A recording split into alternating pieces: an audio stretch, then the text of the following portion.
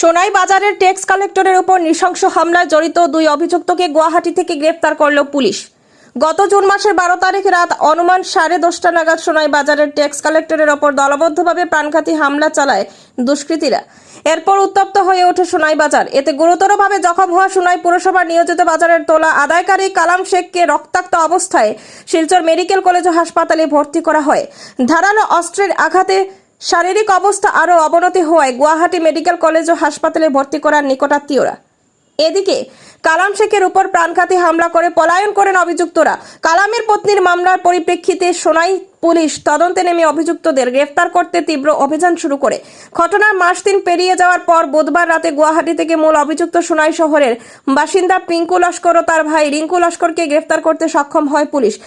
ফেরার আরও 5 অভিযুক্তকে পাকড়াও করতে পুলিশ সাঁড়াশি অভিযান অব্যাহত রেখেছে বলে জানা যায়। এদিকে গুরুতর আহত কালাম শেখের পত্নী সবিতা বেগম সংবাদ মাধ্যমকে জানিয়েছেন, বাজার থেকে তোলা আদায় করে বাড়ি ফেরার পথে তার স্বামীর উপর নৃশংস ঘটনাটি ঘটে।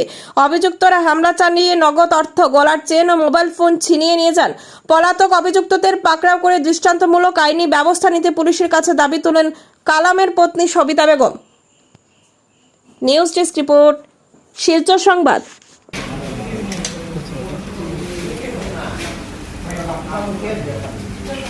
সৰহকৈ লৈ ল'ব এৰিয়াটো সৰহকৈ দবাই লৈ ল'ব।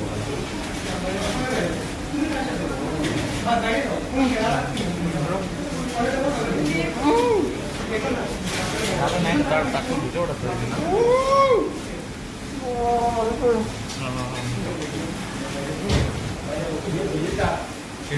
বেগ চাই দিলে ভিতৰৰ পৰা শ্ল' হৈছে আৰু অলপ সৰহকৈ লৈ লওক।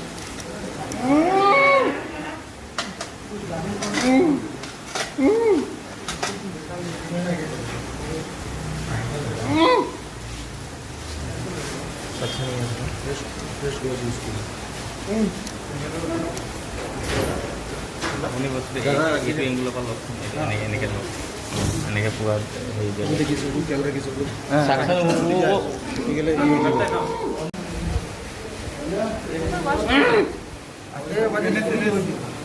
ভিতৰটা প্ৰব্লেম হৈছে।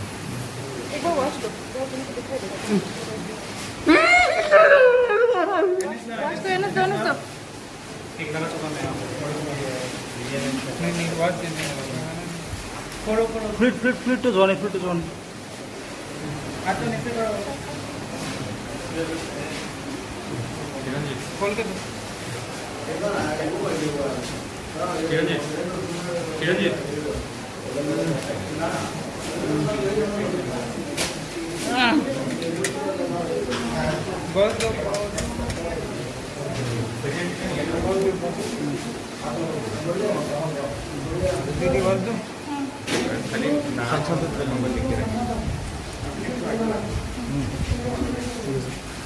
এটা